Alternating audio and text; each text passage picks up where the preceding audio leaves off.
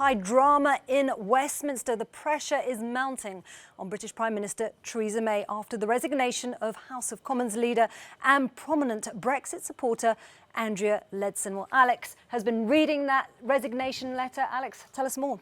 Well, I have, Isabel. In fact, anyone can read it. Here it is, tweeted by Andrea Leadsom. Two key points, though, I want to pull out for you in this resignation letter, the first of which is the one at the top here. I no longer believe that our approach will deliver on the referendum result.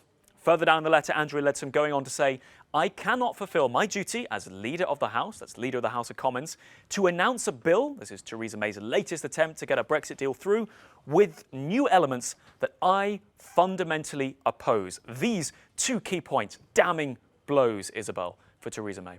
Damning blows indeed. Well, let's cross to journalist Tig Enright. He's outside number 10 with all the latest. Well, good evening to you, Tig. We've just heard from Alex there, who was reading us excerpts from Andrea Leadsom's letter. What reaction has there been? Hi there. Well, listen, I can't say there's been an awful lot of surprise at this resignation. Andrea Leadsom has been on a sort of resignation watch list all day. The line amongst all us political journalists has been, watch out for Leadsom. She, as leader of the House of Commons, should have been sitting alongside Theresa May when she gave that address trying to sell her withdrawal agreement one last time to MPs, but she wasn't. She was 40 minutes late, and when she finally turned up, she sat quite far away from Theresa May, and it's long been known that she's been the kind of ringleader of a pro-Leave cabal within Theresa May's cabinet, and reportedly she was late because they were meeting, plotting a coup against her, and many other members of that cabal were seeking meetings with Theresa May today to tell her that time is up. Now, she rebuffed all of those meetings, Theresa May, but clearly Andrea Leadsom signalling that well, that's not good enough for her, and saying that it was time for her to go. And it certainly does undermine, I think, Theresa May a good bit further, but I'm not sure in isolation if it really is going to accelerate the quickening process of Theresa May finally leaving number 10 here. We'll be watching and waiting to see for any further resignations that could come in the hours or the days ahead, but it certainly does now increasingly look like a case of when rather than if, and when within the next week or so that Theresa May will go. And I'm not sure at this stage in isolation if this single resignation is going to make things an awful lot quicker. OK, so what other factors are going to precipitate Theresa May's departure in the next few days? And then what happens next?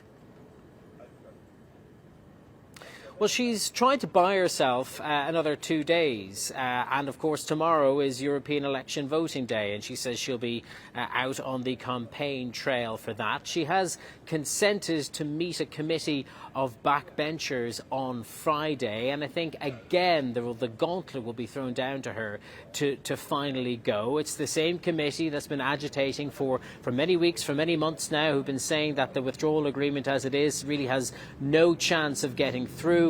She met them just in the last couple of weeks, and a real big showdown was expected to set out her timetable for departure. The agreement she reached with them then was that, give me one more chance to get my withdrawal agreement over the line whenever I hold a vote in the first week in June, and whether I win or whether I don't, I'm going to go then. But with the writing increasingly been written on the wall that the withdrawal agreement has no chance of getting through Parliament, I think the case will strongly be made to her on Friday.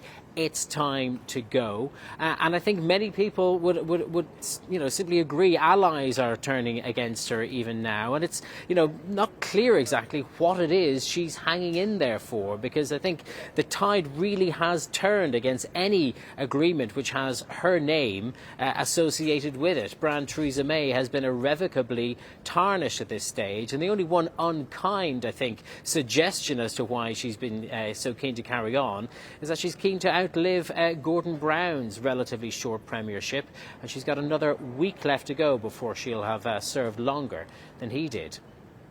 Well, certainly tense times at number 10. Tig Enright, thanks so much. So who is in the running to replace Theresa May as leader of the Conservative Party? Well, Alex has been looking into that.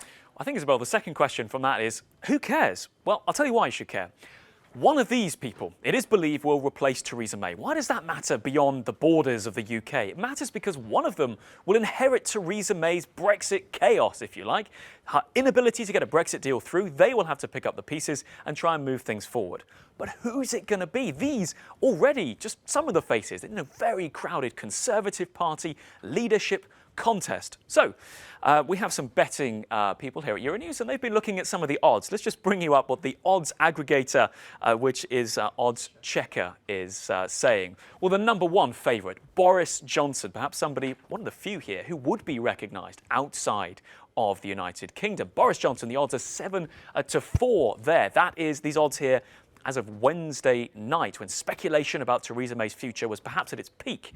Well, Dominic Raab, the former Brexit secretary, coming in second place, 5-1, but still significantly behind Boris Johnson. Then you've got the current foreign secretary, that's Jeremy Hunt, 11-1. At the bottom, the environment secretary, Michael Gove, 12-1. He himself a Brexiteer. Moving on then, just to bring you some of the others in the field, we've got a bit of a tie, if you like, at this level. You've got the Home Secretary, the Health Secretary, 20-1. Down here, you've got, well, Andrea Leadsom herself, who resigned Wednesday night. She's 25-1, alongside Penny Mordaunt and, as well, Rory Stewart. Now, these faces matter because, as I say, they will be taking forward Theresa May's Brexit policy. And whatever decision they decide to back will impact the wider European picture. So how could one of these faces make it into number 10 Downing Street? Well, it all comes down to the rules of the Conservative Party. This is how they pick a leader. Well, to start with, you need to be nominated by 2 Conservative MPs, and then in the first round, MPs whittle down the shortlist. You've seen from all those faces. Looks like they've got quite a long list at the moment. They'll whittle it down to just 2 candidates, and it is then that the party membership, round 2, these 2 candidates are put to the party membership. That is the grassroots of the Conservative Party, whose opinion, it's believed, reflects the Brexit side, more the Brexit side than perhaps many of the Remain MPs in Parliament, their worldview. Then you get the winner. The Conservative Party itself gives you a winner. Now, when this process last went all the way through in 2005, it took 3 months. Now, you imagine under the current time pressures with Brexit, it might be sped up a bit. And indeed, Boris Johnson is the favourite, particularly because he is popular with the grassroots. So if it goes to round 2, out to the wider Conservative Party, he could well take over the leadership, become Prime Minister, and we know for a fact he detests this agreement Theresa May has negotiated with the European Union. The EU say it's the only deal on offer. Boris Johnson, what he would do once he's got the keys to number 10 Downing Street in that situation, well, many believed he could be the Prime Minister who would at least entertain the idea of a no-deal Brexit.